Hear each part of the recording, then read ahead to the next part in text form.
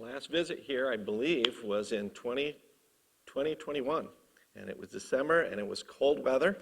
And my family arrived on a Wednesday night and sat in the back, not in this room, I think it was the other room there. So I want to get you caught up a little bit about what has happened. I know many of you read the letters, but I do want to show you kind of some of the different opportunities the Lord has provided. Good choice on that one song there, Send Me, Lord, because this morning I went to a deaf church in Maryland, Baltimore area, and I showed them a few verses related with the missionary heart of Isaiah. And just to give you just a little bit of a taste of that, the first thing we talked about was conviction, how the Lord convicts us of our sin. You know, in chapter 6, verse 5 of Isaiah, I'm an undone person. Then there's confession related with our lips are filthy, they're unclean. Same, chapter 6, verse 5 in Isaiah. Then God gives us cleansing or forgiveness, and our sin is taken away. Chapter 6, verse 7. And then the here am I, send me, chapter 6, verse 8, is a big word called consecration. And someone told me they couldn't use their sign language, their hands well, so just pay attention. I'm going to make it simple. That big word, consecration, that I just spelled there, is really about separating out a person to make them holy. So God takes that person from the world, from their sinful life, and replaces it with a clean person who is pulled away to serve the Lord. Here am I, send me. And then the last thing I talked about this morning is to go, the commission. You know, a soldier is told to go, chapter 6, verse 9, and God sent Isaiah.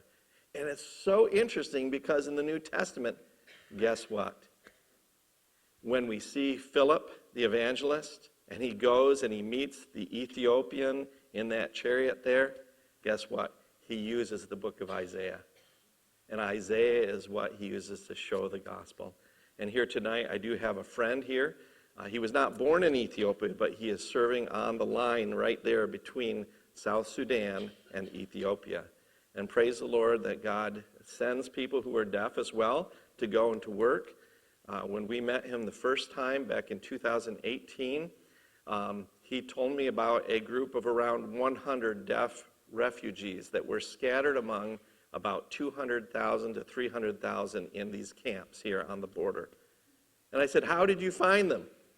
And he said, people brought them to me.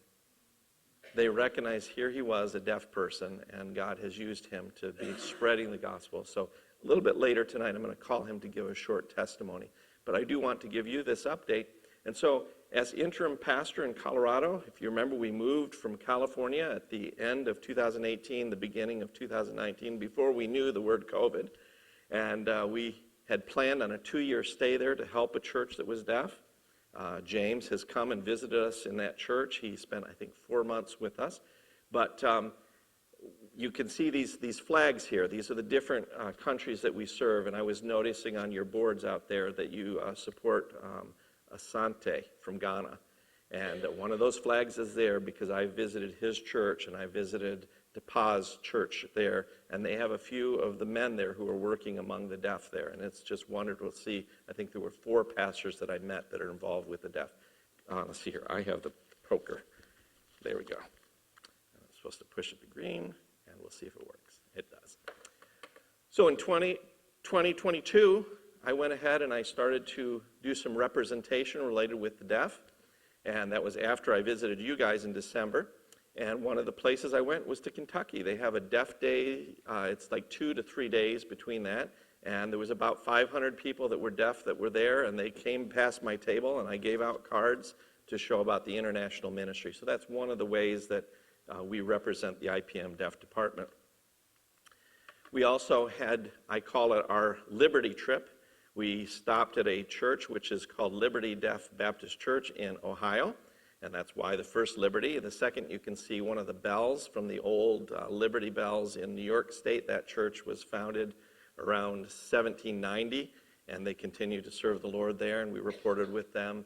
And then my last stop was to a church in Iowa to meet with James's pastor because they wanted us to start a relationship with him because he was commuting on his own money back and forth from Ethiopia to America. He'd raise money and then he would go over there and this sending church said, we need a mission board, and we hear that you work with national people. Can you work with him? And so we started this process back in 2022, and that was our third stop on that Liberty trip. The next summertime, we had visitors come to our church in the Denver area in Colorado, and you can see the bus that they drove. It was funny because I was in Iowa when the bus started out from Minnesota. Their church was in the northern part of Minnesota, and they called me and they said, we want to know if it's possible to see you. I said, well, I'm here in Iowa. And they told me, well, we're near a gas stop. And so they pulled over and we met there. Why was I there in Iowa? Because his church, again, we were bringing the president of IPM, the vice president, to meet together to know more about their church. IPM develops not only a relationship with the missionary, but we partner with the local church to make sure that doctrinally we're in agreement together as we send a missionary. So this is a slow process. We're starting in the fall 2022. Now it's summertime 2023. We've not yet received his application because we've not yet decided what to do. So that week, I first met the team on their way to Denver, and then they had a little vacation before I arrived back, and then we went ahead with our project. We had a VBS, and we saw one of the deaf men got saved on Father's Day. And that was a cool experience because he was there because his children were involved with the VBS, and he heard the gospel through the team. And the last testimony, after the team had finished, shared about their week, and some of our deaf shared about their salvation experiences, this man came up, and I'm looking at him, what are you going to share? Because I know he's not saved. And he informed the church, I want to be saved now. And that was his testimony. So he sat down, took his ball cap, and he prayed right there. And so praise the Lord for that team's influence on our church. They did involve with deaf puppetry. You can see the stage that's there. And so that was one of the projects they helped us with. So praise the Lord for God's sovereignty in that. Well, now we arrive at that summertime. James was here in Denver. And so he was earning money, Amazon, working there, full-time job, commuting from his home, involved with the church. You can see him with the laptop preparing for a Bible study. And then the last day of his visit there, he had finished, bought his ticket to fly back. And you know that in the fall time, that war had started again in South Sudan. It was worse in the north, but it was influencing on the south. And so I took that picture when he was praying, and his prayer was, whatever, Lord, you want to do with me, I don't mind if I die there. And so that kind of attitude we can see here, someone who's ready, here am I, Lord, send me. So we arrived in December. He had finished Touch his home country. He arrived broke faster than he thought because of the war. Their food prices had increased. He told me about 3 times worse than before. So he had budgeted for a time, but he ran out of money. He told me sometimes he would go and meet with some of the deaf people that were lacking so much food, and they would just provide a bag of food, and he would tell me it'd be $150 to $300 just to buy some simple things to provide for their families. And so I said, you can't be the UN. It's not possible. I know it's hard to see people in that situation, but we're praying for wisdom as he goes back again. So in December, he's here in America in the IPM office. He had his interview with the board, and they approved his application. Whew. My job is not yet finished, and his job is not yet finished, because now we're approved, we're going ahead and we're printing brochures. I brought you some examples. These are 3 of them, maybe you've seen before, but basically, we print a story about the missionary who works in the nation. He's not yet seen his. Soon, this week in the training, he's going to receive his copy of his own brochures that have been developed. And they're cool. But that is part of our process. And then he came this summertime to my home area in Denver because what? We had 2 pastors in the Denver area heard about him, and they said, we know him. We remember when he was a boy, a teenager in Iowa. He was in a youth group near our church, and both of these pastors invited him to come and show their church about his ministry to the deaf. And that was a blessing because he went to Pueblo and Colorado Springs, 2 different churches there, and represented both his deaf ministry, which you can see on the table there a little bit more about, and as well as IPM's involvement with the deaf ministry. My role was what? I was the voice interpreter. He came up, and you will see tonight when I call him, I'll voice for you. I'm not going to expect you to understand his sign language. Okay. Secondly, I want to just expose you a little bit about international travel, because part of my job is not only to stay here. I will be visiting his field in the future when he's back there. Why? Because IPM, we trust our missionaries, yes, but we do check and see how they're using their finances there. We check how the field is running. Are they baptizing people after they're believers? How are they discipling, and various things. And also we're providing resources. We arrive to a field there and we find things that are lacking, and then we can come back here and inform the churches we need a project to bring to help them there. 2 recent trips we had in 2022. One, we went to Côte d'Ivoire, which is Ivory Coast. I know someone here knows a little bit of French, so I probably said it wrong, but Côte d'Ivoire is one of the places we went. That's in West Africa, and you can see myself in front of the deaf school there. You can see the French language there on the ground. In this one Institute for the Deaf, this is one deaf school for all the country. That's it, one. You know, every state in America has a deaf school, I think, except for one that shares with another state. So we have about 49 different deaf schools. They have one for their whole country there. That night, they allowed me to give the gospel. It was a Saturday night, the school was closed, and they invited around 75 people. They were saying, "We're so sorry, it's such a small group." No. Not in America. That is not a small group of deaf people. We go for a Bible study, 12 people, 15 people, but they're 75, they're apologizing. Now this summertime I received a report from the same church, they had over 200 this year.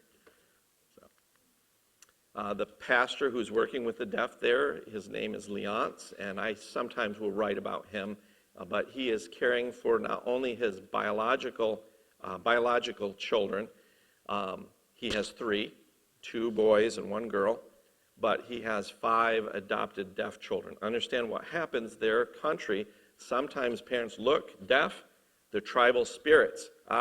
They're controlled from demons, cast them out. And I don't mean the demons, I mean the children. And so the principal of the deaf school there told me there's about 210 without parents. The parents are living, but they drop them off. We do not want relations with deaf children because they think they're demon controlled from the view of the spirits and the tribal things. And so he has adopted 4 girls and 1 boy that's there that are what we call vulnerable. And this is not only him. He told me there are many pastors locally who adopt these deaf children when the parents just drop them. This is my wife. She was here with the trip we went together.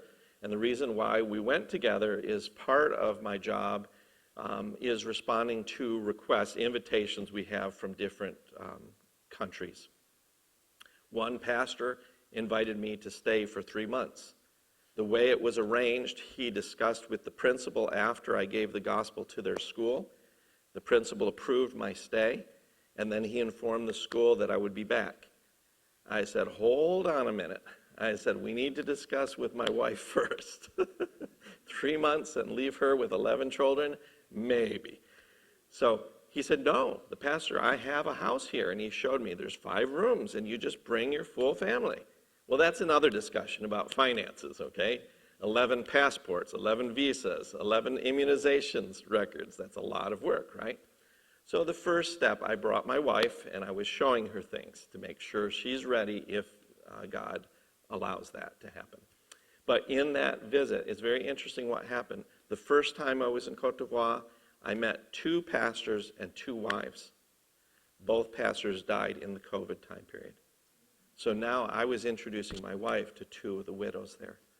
And those widows there continue to serve with the deaf people and the deaf ministries there because they have compassion on this group of people, the children who've been cast off by their parents. You know, James chapter 1, verse 27 says that true religion is what? To visit those without their parents or their fathers, those that are widows. And so God uses that kind of service. That time period, we also had a vice president who went together with us, and we taught workshops to the deaf. It was 3 levels of interpretation. Understand, The vice president is English. He's speaking. The next man is speaking French because that's their language in Côte d'Ivoire. And then the next man was signing in the language that is French West African. Now, some of the deaf understood American Sign Language and some did not. So when I spoke, it was 2 languages that were interpreted. For him, there were 3 interpretations. We had groups for the women. That was why, secondly, we brought my wife, because they've always begged us, please bring a woman. And I said, I can't bring a woman except my wife. That's the rule. And so my wife was able to go, and so she taught the women's group about some things that are more sticky, more sensitive related with the women. And the men and the women both appreciated the time where we separated out. And then inside our conference room, we had picked out about 16 people who were involved with the leadership. Some of them were interpreters, some of them were deaf people. So altogether, there were 16 who were chosen for this special leadership week there, and we were training them about the value of human life. There's a lot of abuse that happens in Africa. There's a lot of things that really influence on the deaf community. And so we were trying to show them the Bible really respects the humans. We do have a sinful nature, yes, but Jesus Christ loves us. We just recently sang about that. This is the church that I've written to you about that will be demolished because the government road, so keep praying. God has blocked the government 2 or 3 different times in different ways. I prayed very simply. My imprecatory prayer was, God, remove their treads on their bulldozers, and that did not happen, not yet. But what blocked them one time was they found there were buried pipes below this area, and they could not dig. And so that blocked them because it wasn't put on the map here. And then there was another reason, and another reason. So they've been delayed and delayed. So we've been trying to gather the finances to replace it when they demolish this church. But really, I've seen pictures. Before the church is demolished, the road is ready. After the church, it's demolished, the road is ready. The middle right there, the church is there. So just be praying that God will delay it, maybe up until he comes, that'd be fine. They have a deaf Sunday school class. Where is that? It's upstairs in that building. So you can see my wife walking up to that room, and you can see over there where the road was before, and now it's becoming expanded to 4 lanes, and that's where the church is blocking. They have an amazing vision. The pastor called me to his office after our meeting for 2 weeks there. He said, I need to explain to you, we need more help. He said, we're not only going to reach our country, Côte d'Ivoire, we're going to send liaisons to go to 12 different French-speaking countries. Now, he is training deaf people to give the gospel. So it is possible they will take up the ministry here and send him to go there and send him to go. You see those stars there? Very interesting. There's one more. You see that blue star that just popped up? Recently, the president of Ghana, an English-speaking, English language country, invited Macron, French president, come, and they're discussing about becoming a French-speaking language country. Why? Because look around them. Their business partners are there.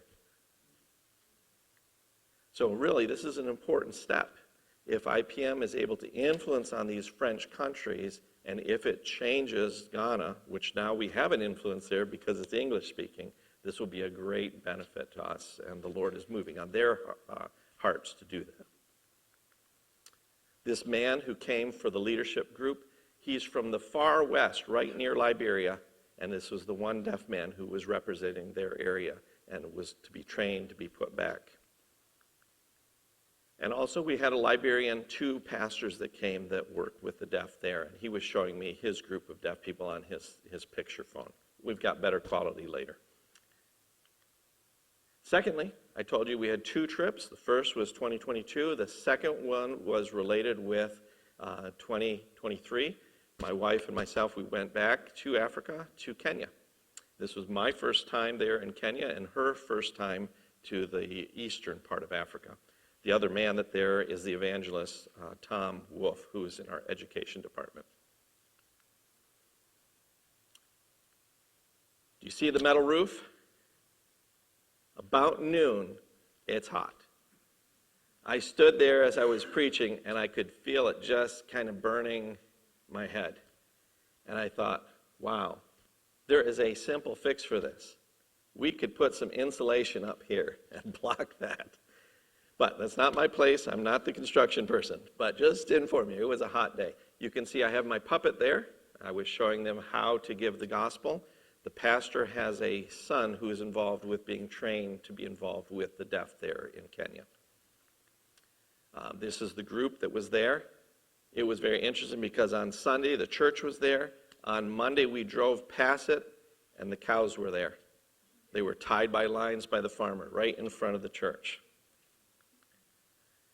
Through the week, after Monday, Tuesday, Wednesday, Thursday, Friday, we had a group of about 10 local pastors who arrived on their motorcycles, and they were trained about the doctrine of the Holy Spirit. And so you can see the group there. Included was the boy who is interested in learning sign language. He's being trained in the college. Pastor Wolf is there, and he's teaching the men's group. And there was one time when, let me explain. Pastor Tom has gone to Kenya many times. He told me, I will do the lion's share of teaching. Now, that was his words. He said, when I get tired, he said, I'm going to call you to replace me. So normally what would happen, we'd start at 9 o'clock, and he would teach an hour and 2 hours. About time 11 o'clock, he would sit down, he'd say, it's your time. So I would go ahead and continue teaching about the Holy Spirit doctrine for about an hour. Well, one time he gave it to me, and it started to rain on that metal roof. Pop, pop, pop, pop, pop, pop, pop, pop, pop, pop. So noisy, we could not hear nothing, and it just got heavier and heavier and heavier. And I thought, this is not a limitation in the deaf world. I could continue if they knew sign language. So I got the board, and I started to write some questions. And then I carried the board around, and they would mark yes or no. And so then we come back up at the front. And then we finished, and the rain stopped. I said, now let me give you the answers to the quiz. And so we went and explained. And this pastor's group, their eyes were open. They said, wow, we didn't know you could do that. We thought we'd stop and have a break. So praise the Lord. God uses every skill for his glory. Well, we had a surprise because you saw the men pastors group, right? Well, they called my wife on Saturday to have a women's retreat. And so you see over about 50 women gathered together there. And my wife was thinking, okay, good, all week it's been 10, 10, 10, 10. I'm fine, small group. Well, 50 was not small. She worked with an interpreter. This was her first time going from English to Swahili. And the interpreter is standing there, and they're kind of comparing, discussing how for the next class. And we had 4 deaf who showed up on the women's retreat. Now you see, one was not a woman. He followed his friend that was a woman deaf there. And so these 4 were here. The 3 women were involved with the workshop, and I called the man. We went in the back one-on-one, and I gave him the gospel for about 20 minutes. And I found his sign language. There was some matches, and some did not match. One example I'll give you. Here's our sign for peace in America. This is their sign for peace. Did you see the difference? How I rotated my hands there? See that? Peace. They just do it flat like that. Okay? So just a few odd things like that, and we kind of figured how to communicate bridge over that. He is not yet saved. He's Catholic. Then we went out. You can see there's not a lot of water. It's a very dry area here. You can see the main road, the freeway. We drove, and then we get off, and we go on these bumpy dirt roads. And we'd arrive at the place with the motorcycle pastor there. This pastor here told me that he was sick with pneumonia because all night after his week of workshops, the elephants were trying to steal the corn that surrounds their church. And so he told me his group of men were defending all night about 20 elephants, trying to get them to go away. Now, they can't kill them because that's illegal, but they can use sticks and send them away. So pray for people who not only depend on their church for a little bit of their finances, but they also depend on the corn, and that's a serious thing if you have the elephants are competing with you. And the Bible is one of the tools with these motorcycle pastors. We arrived in a second church, which was in what you call the Turkana area, and they have a different language from the area where it is Swahili. And these Turkana pastors are there because they are refugees. Their group of people was forced off their land. See the verse, it talks about we have to count the cost for ministry. No man goes ahead and decides, I'm going to build something, and then counts and sees, oh, I'm broke, I can't finish it. Well, here's an example. This pastor was showing the foundation of the church that was started before. He told me there's 6 courses down this foundation, and then they were broke. He told me the reason why they were broke wasn't bad planning, but it was cost increases that they could not predict for the material things. So if you saw the metal building there, that was planned to be set on this foundation. They decided to go ahead and just stop the construction, go ahead and put up this metal building over here up until the Lord provides the money. I think that's good wisdom. Sometimes the Lord interrupts our plans, and we have to change according to his will. It's not God's will that they just close the church because they are lacking the money. It is God's will that they figure another way to go ahead and meet up until God provides what's left of that money. Lastly, we had an opportunity to go to a deaf school right there in Kenya. And so we drove, we arrived, and surprised, they gave me an hour to give the gospel to these public school students. First, we gave them a drama. Secondly, we gave them a game related with the gospel. And thirdly, we gave them tracts. And I thought, we're finished, we'll stop. And the first deaf person raised his hand and he spelled a word. I looked at the principal, he said, go ahead.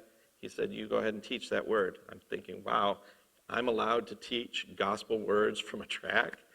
And the second person raised their hand, what's this word? And a third person, and I looking, he said, fine, go ahead. And so we went ahead for about an hour just answering as they were spelling words. And afterward, the principal says, you can come back here next year. He said, you can stay here for a long time. He said, I have another school for the deaf that's 2 hours from here.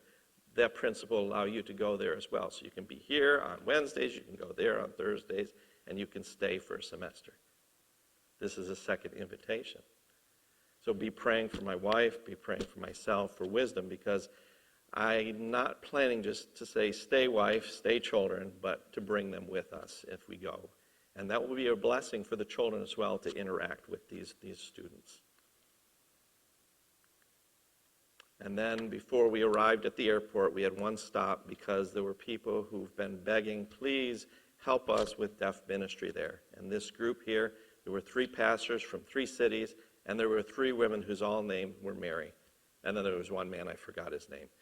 Anyway, this group of people are already involved with sign language ministry in their own churches, but they need more resources. So we provided them some things, and we committed, if we're back there again in the future, we'll try to help them in that. It's about 2 hours south from the church there. What's next?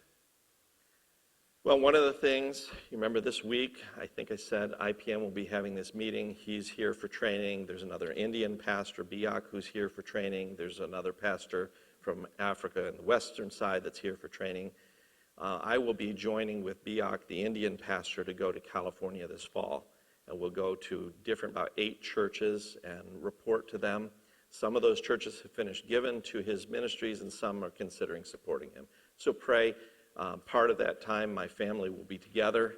We have many friends in California that miss us. We were there 16 years before IPM, and so we have many people who've been begging, please come back. So be praying for that fall.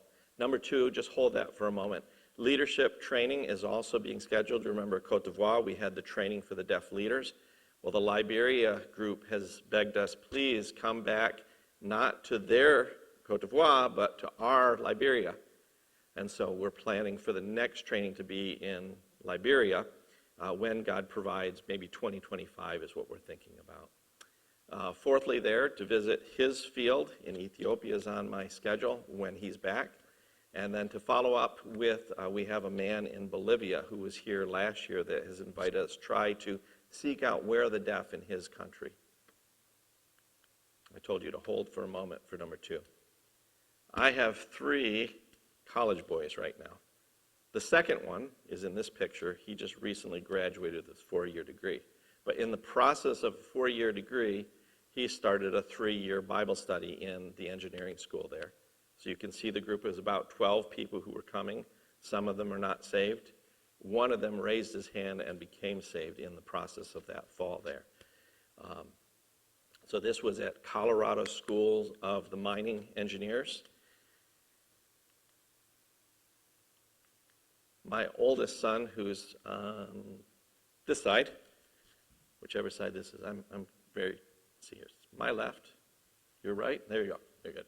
That son who's an electrical engineer, he worked for nearly 5 years as an electrician with a 2-year degree, and he was earning good money, and he decided about 200 nights in a hotel was enough for his job as he was traveling recently. And so he decided to come back home, quit his job, and go back to school to finish up his 4-year degree for engineering. His brother has joined the same college in Denver, and that is in the center of the city. So if you saw the news this fall, when they were having the rebellion of the people who were supporting the Arabs and against Israel, that college right there is where they're going. And I asked them both, why are you picking this liberal place with so many people who are against Israel? And they're planning to help set up a Bible study that's in process. They've had 4 students last year. They are going faithfully. So be praying for wisdom. That is our number 2 thing that I talked about before, that I'll be involved supporting those 2 boys as they go back to their school. Philip, who's the other boy, he has studied 2 years of architecture. He worked for 1 year, and then his boss decided to change the contract, and he decided he was not going to accept it, resigned, went back to school to finish his architectures. So be praying for those 2 boys as we're sending them as missionaries to work on the colleges. So there's your number 2. We call it Cross Impact Launch for CU Denver, and I'll be helping them a little bit this fall between traveling. Okay? Now, before I go ahead and see if there's any questions, let me call James. Come. Short testimony about his salvation and background.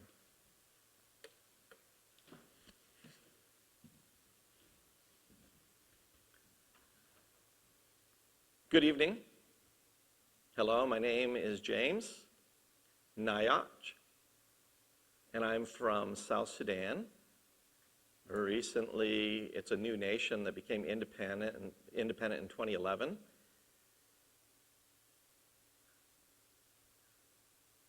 I was born back in the 1985 time frame.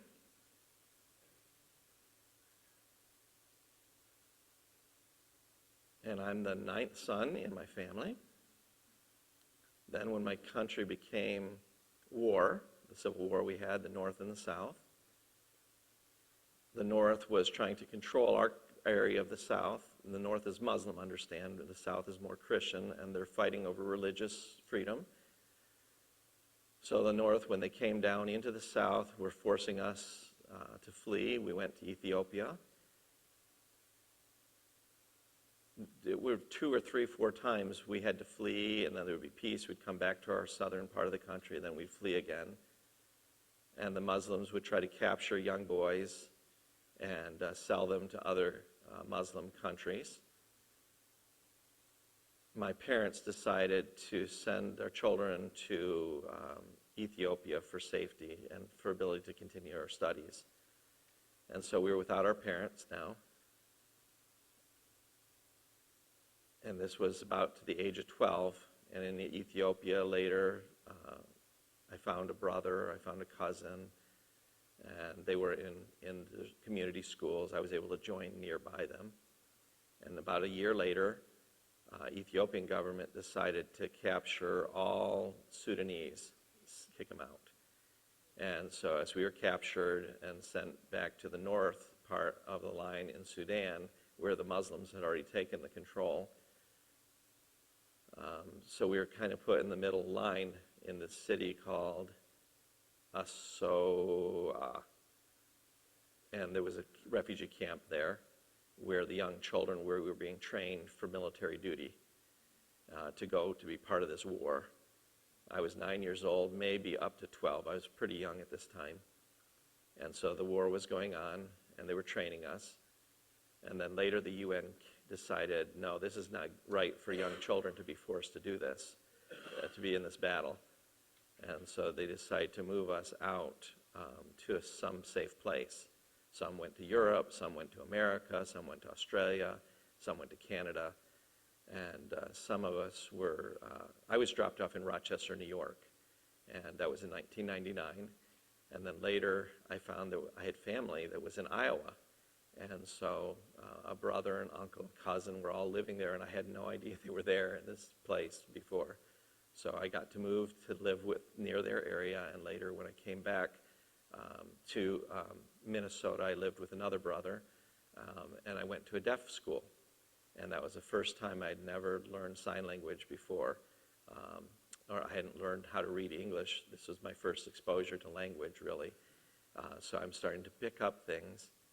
And then after I graduated high school, I moved back to Iowa, and this is where my interpreter lived.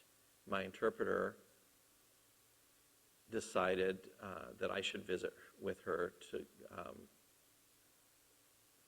because I was with my uncle, with my family, and we were Catholic, Presbyterian, Lutheran. This was kind of just a mixed up variety of things that we were. They just went to whatever church was there. And we never believed the gospel before. We'd never heard the gospel, for that matter, before. We just went to church, went back to home, that was it.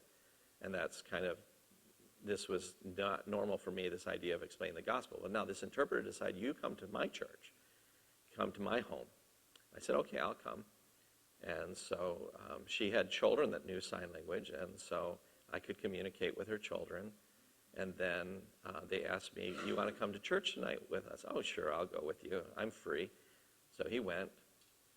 And then as I heard the explanation about God creating the world from Genesis that they explained, and about God making everything, I said, this is interesting. I've never heard about this before.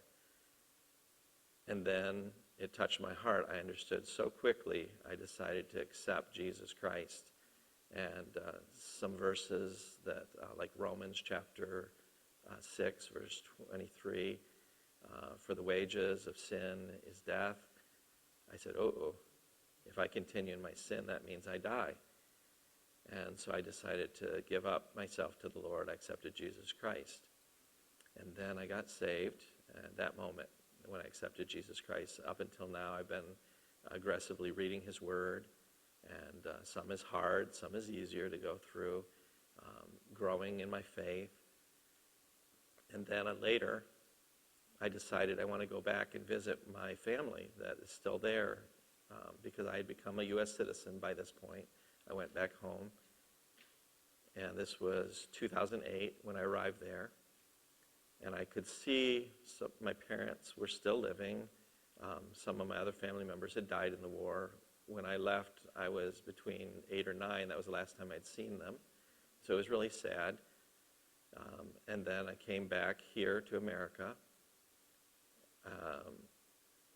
And I was thinking about conviction. What about my people there? Those people who've died in the war. What do I do here? I'm just living in this comfortable place, America, but they're in this death zone. So I decided, no, I need the gospel to go back to them. And so I made the decision to go back and forth myself. 2016, I flew there, and then I came back. I worked, earned my money, and then I flew back again, back and forth. And so I set up a deaf Bible study. It was a class where I was teaching them sign language, basic words, and then we started to pick up those things. And then now that they know sign language, now they know some words, so I start preaching the Bible to them. And especially there were 4 men among that group. They were young men who have taken responsibility for the ministry when I'm not in Ethiopia. These 4 continue. And so really God has been using me for influencing on their life. And living in Africa is not easy. There's a lot of tribal warfare that goes on, different religious sects that are there. But I'm so happy to join with IPM to collect my support and hopefully be able to stay there. Thank you. So now I'll give you opportunity if there's any questions. He's serious about these 4 men. When he stayed for 4 months in our home in Denver recently, every day about 2 in the morning, I would hear noise out in the living room, and I would see him doing FaceTime sign language with these 4 because they had questions about how to keep running the church. And so he's been overseeing from here in America. So he'd go to work all day, and then at nighttime he was shepherding and supervising. Any questions before we close? I know it's dinner time. Yes? Do you missionaries ever use the wordless book when you deal with the deaf? The wordless book with green and red and yellow and white and black, yes. In fact, in my bag over there, I have a wordless bracelet that we use. I give those out at camps, and we ask the children first, do you know your colors? Oh, yeah, I know green, I know red. Then we ask, what's the meaning? And they don't know, and so we explain to them the gospel through that. We had recently a church in Illinois State that contacted me. They said they had left over about 200 of these books they were not going to use. They said, could you use them for the deaf? I said, yes. And I sent part of them with him when he went to Ethiopia to fly. Now, I don't know if it arrived because he told me in Turkey, they took one of his bags in the process of trying to enter into Ethiopia. So he did lose some of his things. But we do know that those without word books are used. Yes, they're very, very effective.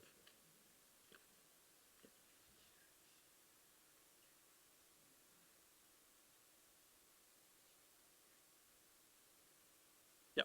And also, James says if you want to more learn about him, he has a paper that's printed there on our table with more of his testimony. Yeah.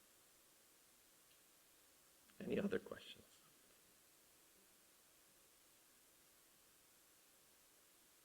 We really appreciate your church's prayers. We know God is answering, and you're seeing some of the fruit of that.